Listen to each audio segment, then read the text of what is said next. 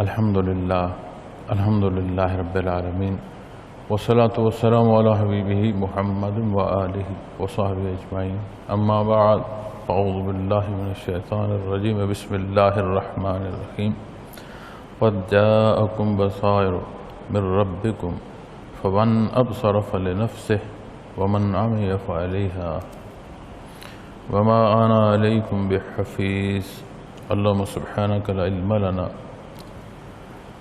اللهم سبحانك لا علم لنا إلا ما علمتنا إنك أنت العليم الحكيم مولاي صل وسلم دائما أبدا على حبيبك من زانت به الأسر معزز سامعین کرام السلام علیکم ورحمۃ اللہ وبرکاتہ۔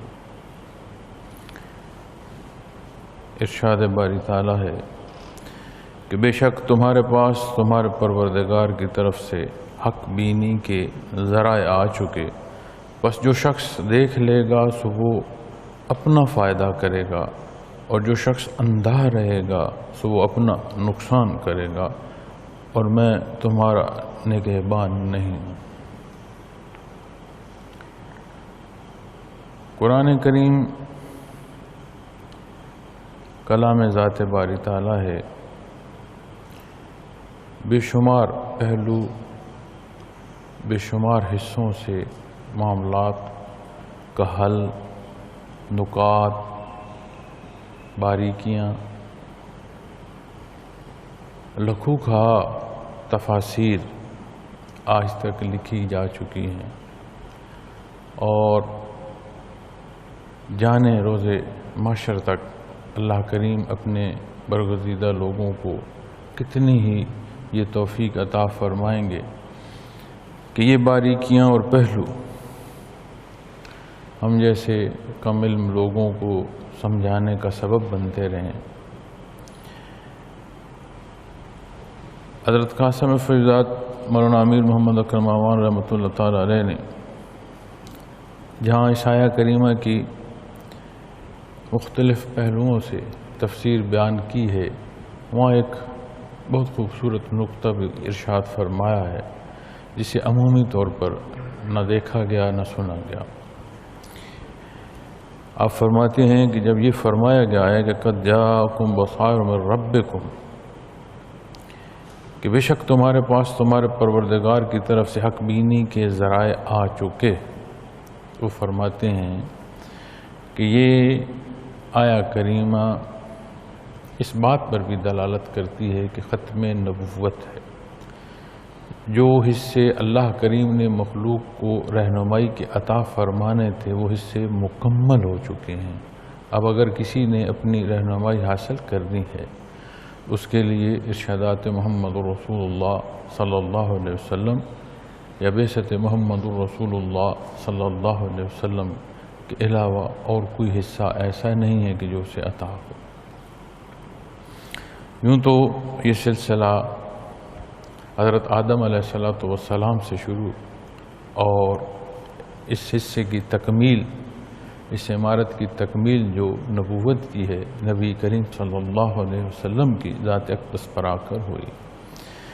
تو جہاں ختم نبوت کے اور حصے قرآن و حدیث میں بیان فرمائے گئے اور علماء حق انہیں دلائل کے طور پر بیان فرماتے ہیں، وہاں آپ رحمۃ اللہ علیہ نے یہ بھی حصہ اس آیہ کریمہ کو ارشاد فرمایا۔ اللہ کریم نے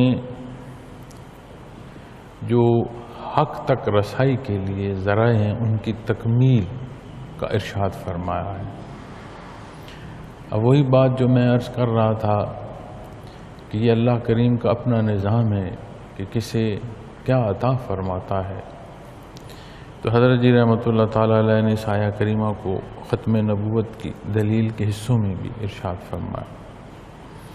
اور معزز سامعین کرام، اب جب ہم اس کی تفسیر پر بات کریں گے تو انسان امتحان گاہ میں ہے، اور امتحان گاہ کے اصول و ضوابط پورے نہ ہوں تو امتحان گاہ نہیں کہلاتی۔ بچہ امتحان کے لیے جاتا ہے، اسے آج ہم امتحان گاہ کو جو جدت ہے یا جدید زبان اس میں کہہ دیتے ہیں کہ ایگزامینیشن ہال۔ اب اس کمرہ امتحان میں ایک عمارت ہے یا ایک ہال ہے یا ایک بڑا کمرہ ہے، اسے مخصوص جب کیا جاتا ہے اس میں جو کچھ اس نے پڑھا ہے اس سے متعلق اس کا امتحان ہوتا ہے، سوالات ہوتے ہیں، نگران ہوتے ہیں۔ جو کچھ اس نے سال بھر میں پڑھا ہے بچے نے، اس میں سے سوال ہیں اور اس نے ان کا جواب تحریر کرنا ہے۔ اب اس امتحان کے مختلف پہلو ہو سکتے ہیں، لیکن اگر آپ کسی بھی بڑے کمرے کو لے لیں اور اس میں کوئی نظام امتحان کا نہ ہو تو کوئی بھی اسے امتحان گاہ نہیں کہے گا۔ اسے رہائشی کمرہ کہا جا سکے گا، بیٹھنے کی جگہ کہی جا سکے گی، بیٹھک کہہ سکتے ہیں، لیکن اسے امتحان گاہ نہیں کہیں گے۔ کیوں؟ امتحان گاہ کے لیے ضروری ہے کہ پہلے تو وہ مقرر ہو کہ یہ امتحان گاہ ہے، اس کے بعد پھر جو اصول امتحان کے ہیں وہاں ان کا اطلاق ہو، پھر جو کچھ اطلاق کیا گیا اس پر نتائج آئیں۔ ایک پورا نظام ہے، ایک مربوط پہلو ہے جس سے یہ لفظ مکمل ہوتا ہے امتحان گاہ۔ اب جب یہ اپنے ان اصولوں پر آتا ہے تو نتائج میں اگر کسی نے محنت کی ہے، سمجھا ہے، پڑھا ہے تو وہ اعلیٰ نمبروں سے پاس ہوتا ہے، اور اگر کوئی عمومی توجہ میں رہا سال بھر تو وہ عمومی حصوں میں نتائج پاتا ہے، اور اگر کسی نے تیاری ہی نہیں کی اس کا نتیجہ پھر الٹ آتا ہے، اسے فیل قرار دیا جاتا ہے کہ تو کامیاب نہیں ہے، تو ناکام۔ کامیاب اگلی کلاس میں بیٹھ سکتا ہے، ناکام اگلی کلاس میں نہیں بیٹھ سکتا، ہاں دہرائی پر جا سکتا۔ اسی طرح جب آپ دنیا کو امتحان کے طور پر دیکھتے ہیں اور ہمیں دین اسلام اسے امتحان گاہ کے طور پر اس کے لیے رہنمائی فرماتا ہے، تو پھر اصول و ضوابط دیکھنے۔ سب سے پہلا حصہ کہ جو مخاطب ہے کیا وہ اس کے اہل ہے؟ تو جب ہم حضرت انسان پر بحث کرتے ہیں تو اس کی سمجھ، اس کا سننا، اس کا دیکھنا، اس کا سمجھنا، اس سمجھ کے مطابق عمل کرنا، ذاتی پسند و ناپسند کا ہونا، بے شمار پہلو ہے۔ اب جب انسانی شعور کا جائزہ لیا جاتا ہے، اللہ کریم نے انسان کو اس درجے کا عمومی طور پر شعور عطا فرمایا ہے کہ وہ گرد و پیش کا جائزہ لے کر اس نتیجے پر پہنچ سکتا ہے کہ کوئی ذات ایسی ہے جس نے سب کو پیدا کیا ہے، اسے کسی نے تخلیق نہیں کی۔ ساری تخلیقات کا مالک کوئی ایک ذات ہے، اس نظام ہستی کو چلانے والی کوئی واحد ذات ہے، یعنی وحدانیت تک انسانی شعور پہنچاتا ہے۔ پھر جو اللہ کریم نے اوصاف سمع و بصر کے حوالے سے عطا فرمائے، حسات انسانی عطا فرمائے، اور افدا تک قرآن کریم ذکر فرماتا ہے، یہ وہ ذرائع ہیں جو کلام ذاتی سے انبیاء اور رسول کی تبلیغ اور دعوت حق سے انسان کی ضرورت کو پورا کرتے ہیں۔ جو اس کے لیے جاننا عمل کے لیے ضروری ہے وہ اس سے جان لیتا ہے۔ پھر نہ صرف یہ جانتا ہے کہ میرے راہ جو ہے وہ کیسی ہو یا کون سی ہو، بلکہ وہ نتائج سے بھی آگاہ ہوتا ہے۔ جیسے امتحان گاہ کا بچہ نتائج سے آگاہ ہے کہ اگر پاس ہو گیا تو اگلی کلاس میں جاؤں گا، اگر فیل ہو گیا تو میں کامیاب قرار نہیں دیا جاؤں گا، ناکام قرار دیا جاؤں گا۔ اسی طرح پھر یہ حضرت انسان اپنے ذرائع جو وجودی ہیں، شعوری ہیں، ان کو بروئے کار لاتا ہوا تعلیمات جو اللہ جل شانہ نے عطا فرمائی ہیں، جس کے لیے انبیاء اور رسول مبعوث ہوئے، اور ہم پر خصوصی انعام کہ ہمیں امت محمد رسول اللہ صلی اللہ علیہ وسلم میں اللہ کریم نے پیدا فرمایا، امام الانبیاء، وہ ذات جنہیں رب کائنات نے انبیاء علیہ الصلوۃ والسلام کے امام کے طور پر بھی یہ کرم اور احسان فرمایا کہ آپ کی یہ شان بھی فرمائے۔ اب اس بات میں ایک وہ پہلو کہ عوارضات ساتھ ہیں، مصائب ساتھ ہیں، جہاں جہاں انسانی وجود میں کمی بیشی ہے اس کے شعور کے حوالے سے، اس کے وجود کے حوالے سے، وہاں اس کو وہ رعایت بھی ہے۔ اب اگر ظاہری طور پر کوئی مکمل وجود رکھتا ہے، دیکھنے میں نہیں معلوم ہوتا کہ اس میں کوئی کمی بیشی ہے، لیکن عقل نہیں رکھتا، پاگل ہے، اس پر شریعت کا جو حکم ہے وہ نہیں ہے جو ہر ایک پر۔ اسی طرح عبادات میں سب سے بڑا حکم فرائض میں سب سے بڑا حکم نماز کا ہے۔ قیام ضروری ہے، قیام نہ ہو تو نماز نہیں ہوتی، لیکن معذور کا بیٹھنا اس کے قیام کے حکم میں آ جاتا۔ ایسا معذور جو بیٹھ نہیں سکتا، اس کا لیٹنا اور اس لیٹنے میں جو اس نے قیام کے حوالے سے نیت کی ہے اسے شرف قبولیت نصیب ہوتا ہے۔ اسی طرح جو انسانی شعور ہے، استعداد ہے، اس کے حالات ہیں، اس کے مطابق دین اسلام کے جو احکامات ہیں ان کا نفاذ ہے۔ کتنا سخت حکم ہے خنزیر کے حرمت کا، لیکن اگر ایسی صورت پیش آ جائے کہ جان کا خطرہ لاحق ہے تو سیر ہو کر نہیں، ضرورت کے مطابق اجازت ہے۔ دین اسلام دین فطرت ہے، فطری تقاضوں کو پورا فرماتا ہے۔ تو اللہ کریم نے انسان کو وہ تمام ذرائع جو اس امتحان گاہ میں اس کی ضرورت ہے، چاہے وہ اس کے وجود کی طرف کی بات آئے، چاہے وہ حصے جو اس کے جان کار عمل کے حصوں میں آئیں، آخرت کے نتائج کے حوالے سے جاننے کی بات آئے، ہر شے بہم عطا فرما دیے۔ اب اس میں کوئی گنجائش نہیں ہے کہ کہیں کوئی یہ اعتراض کر سکے کہ جو مجھ سے سوال و جواب ہو رہا ہے یہ ایسا نہیں ہے کہ جو جائز ہے، چونکہ ہر شے کی تکمیل ہو چکی۔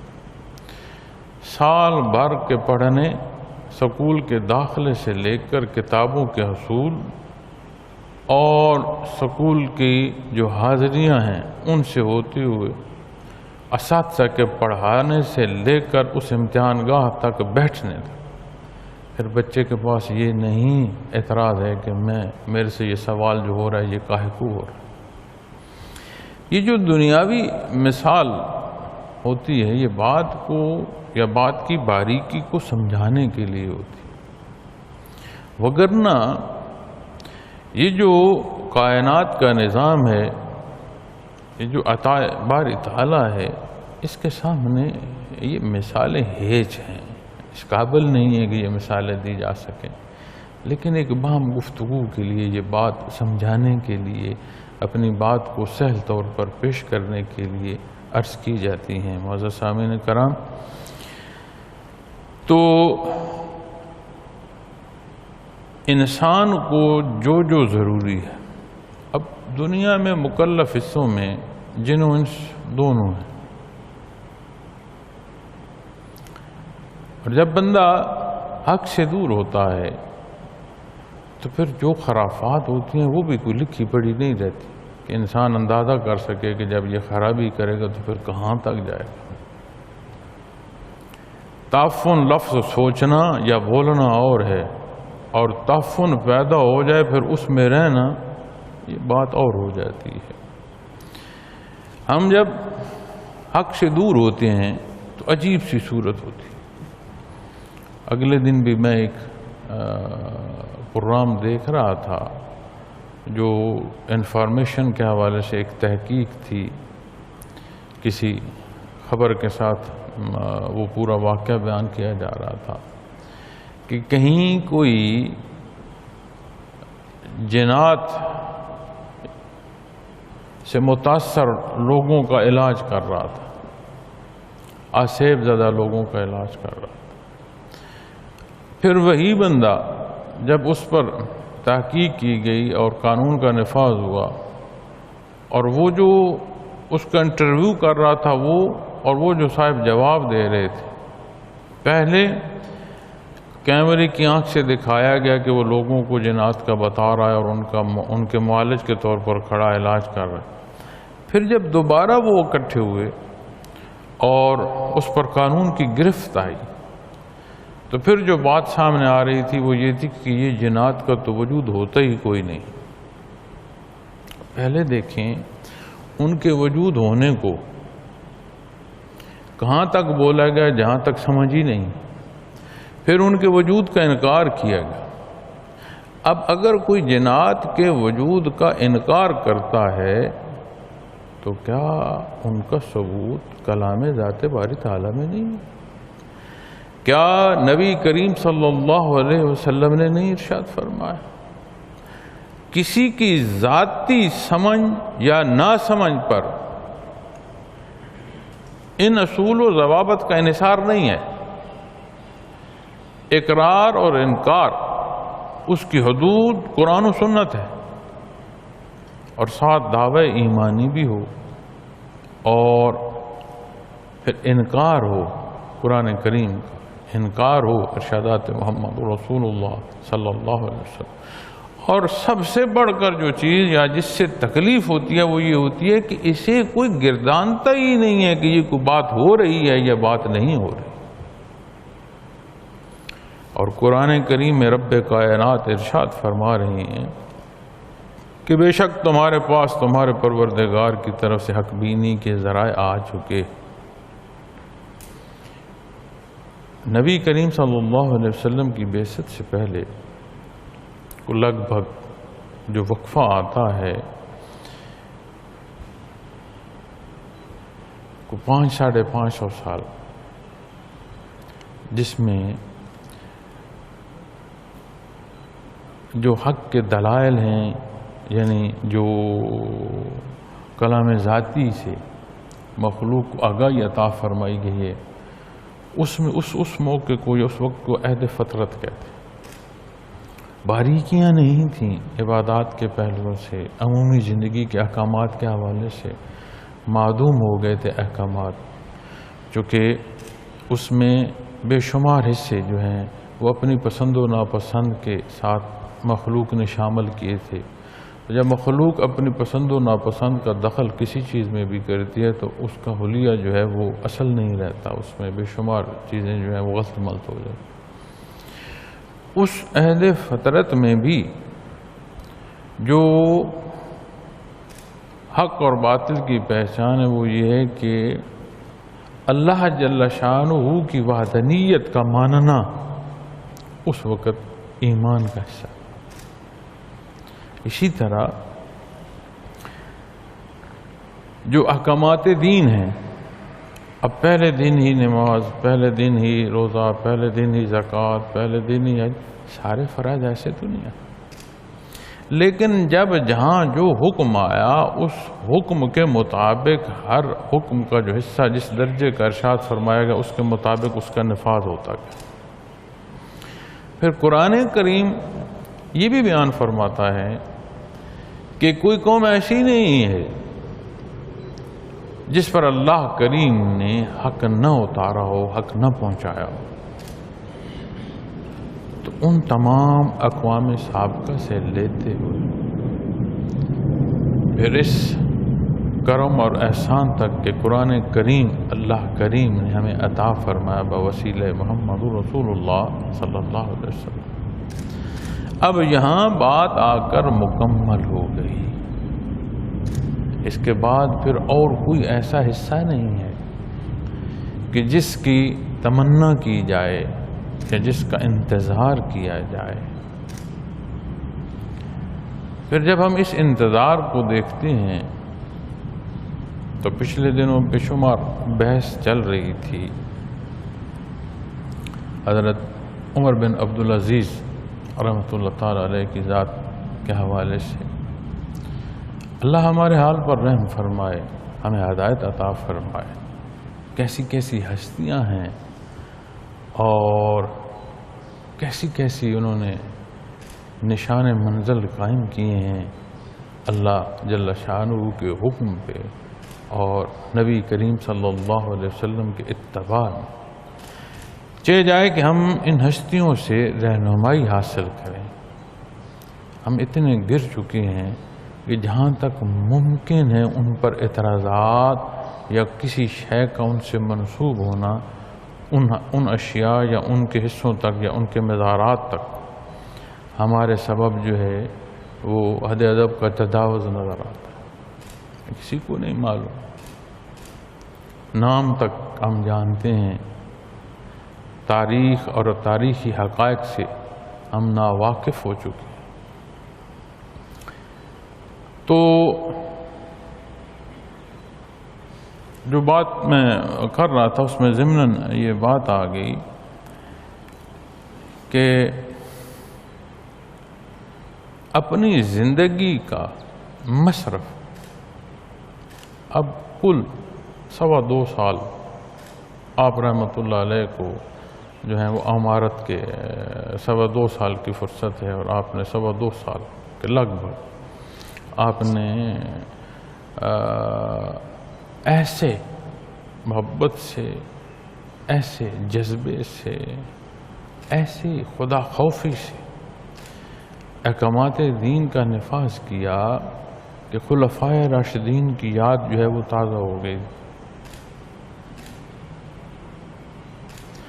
اور ہم ہیں کہ اپنے حصے کا کردار ادا نہیں کر رہے.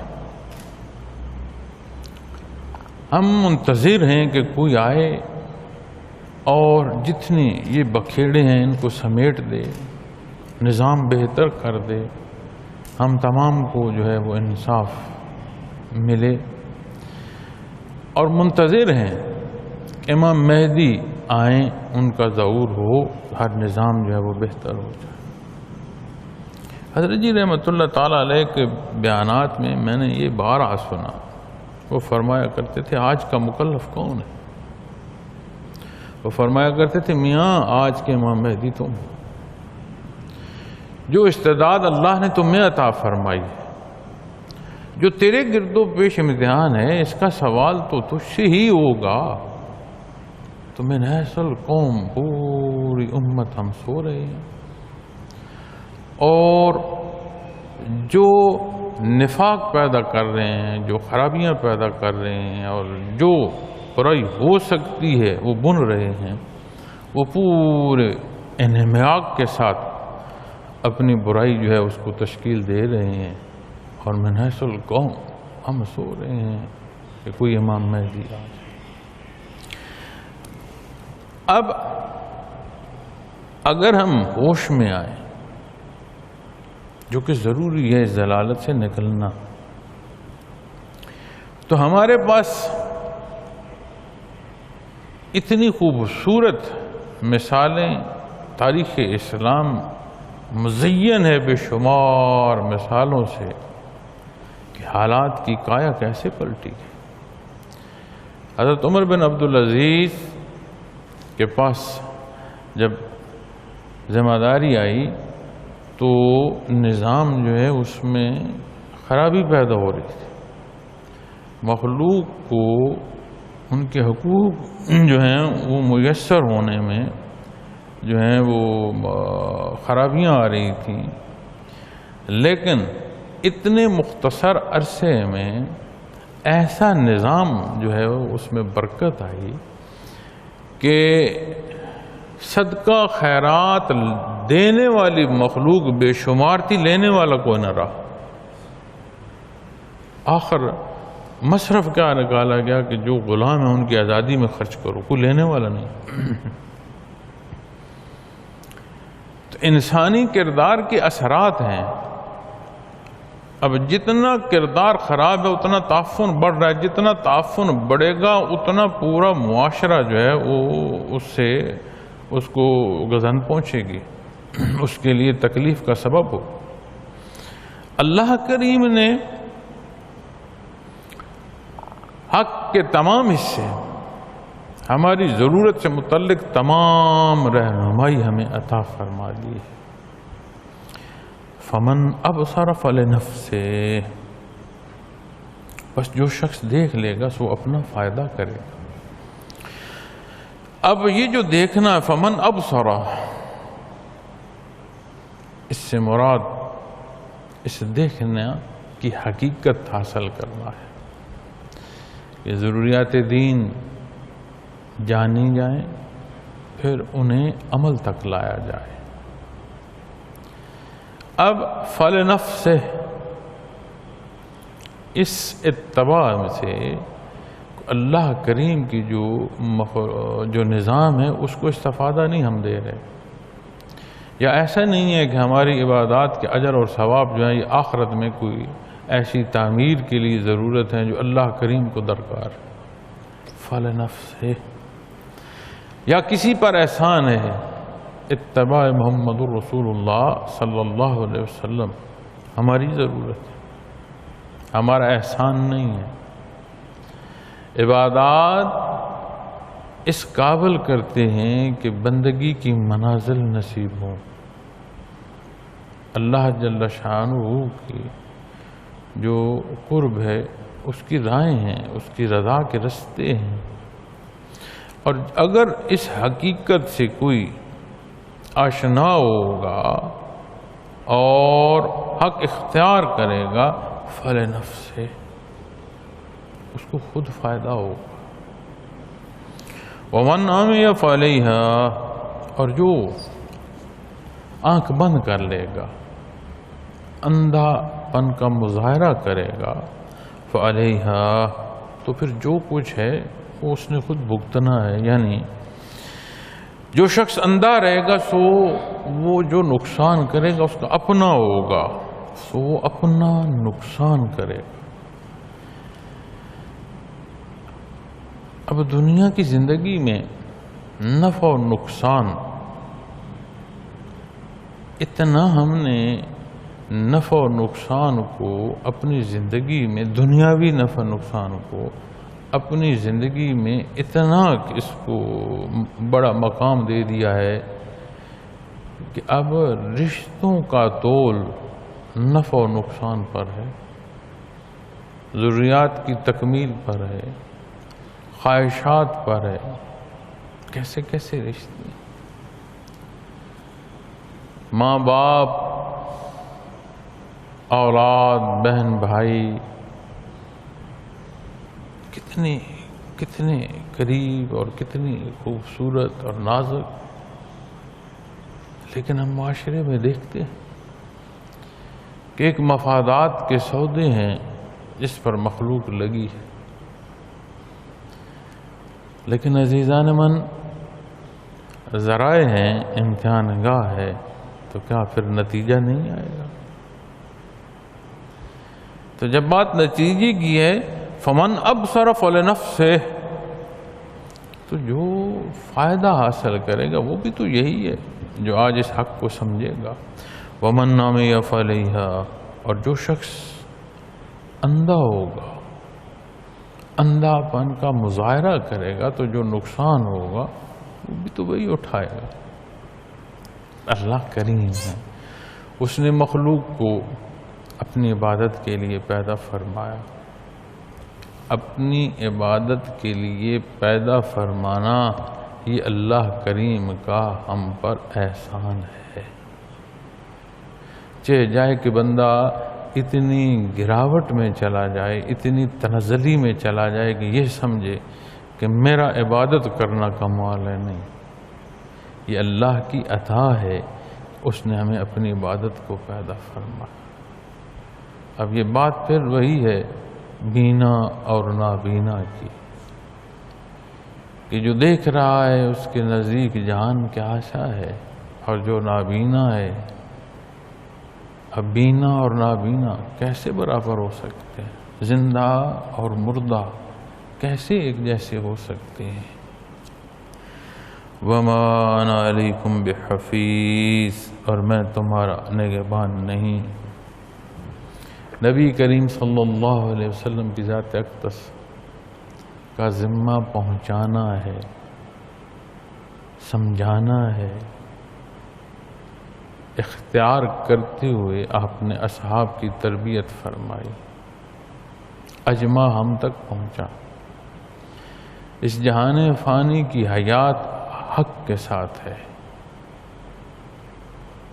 جب حق نہیں رہے گا، نور ایمان نہیں رہے گا، تو یہ جہان فانی کی بساط لپیٹ دی جائے گی۔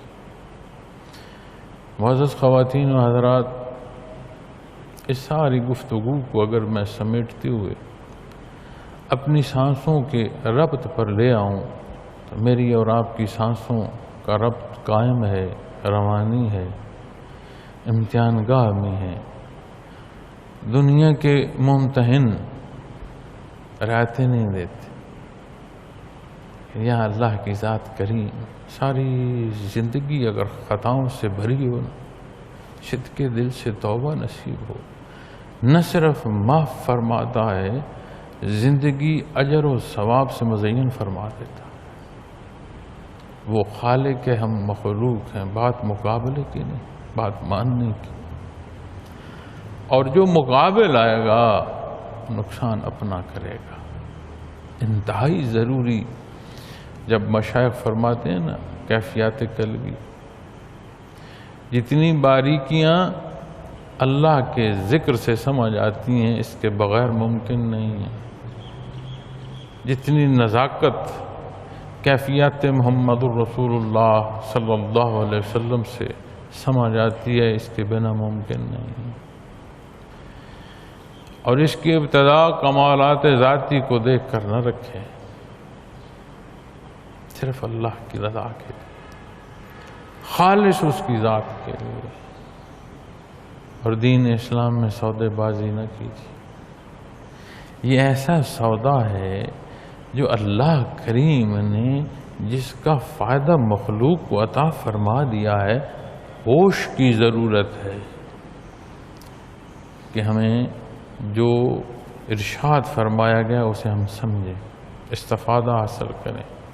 وَمَا أَنَا عَلَيْكُمْ بِحَفِيظ، اور میں تمہارا نگہبان نہیں ہوں۔ یہ تعلق ازل سے ابد تک۔ پہلا دن آپ کی امامت میں یوم الست مخلوق نے اللہ کے حضور پیش ہو کر وحدانیت باری تعالیٰ پر شہادت دی۔ انبیاء علیہ السلام جہاں اپنی دعوت حق ارشاد فرماتے رہے اپنی اپنی قوموں کو، وہاں آپ صلی اللہ علیہ وسلم کی نبوت کا بھی اعلان کرتے گئے۔ تورات و انجیل میں قرآن کریم فرماتا ہے ذالک مثل فی التوراۃ و مثل فی الانجیل۔ نہ صرف آپ کے خدام تک کا ذکر فرمایا گیا،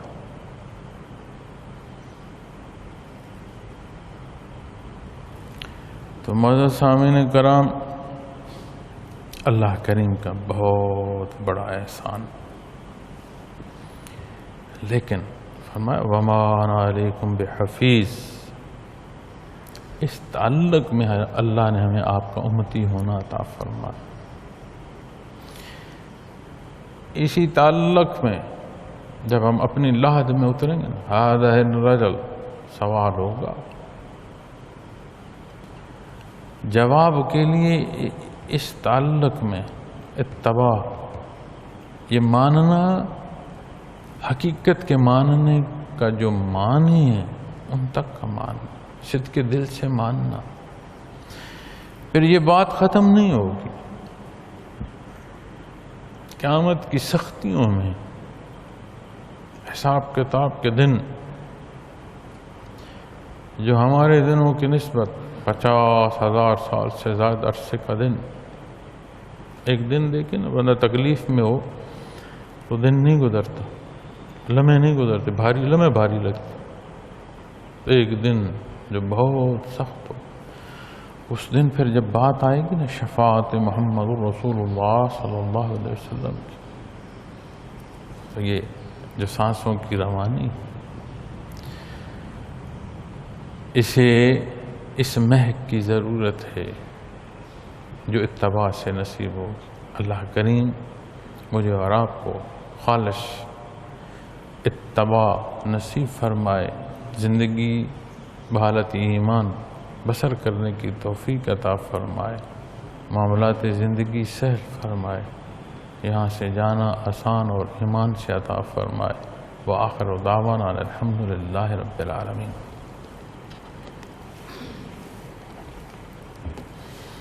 الحمدللہ رب العالمین والصلاة والسلام علی حبیبہ محمد وآلہ وسلم. ربنا لا تزغ قلوبنا بعد إذ هديتنا وهب لنا من لدنك رحمة إنك أنت الوهاب. رب يسر ولا تعسر وتمم بالخير. وصلى الله تعالى على خير خلقه وآله وصحبه أجمعين برحمتك يا رب. الله الله الله الله الله الله الله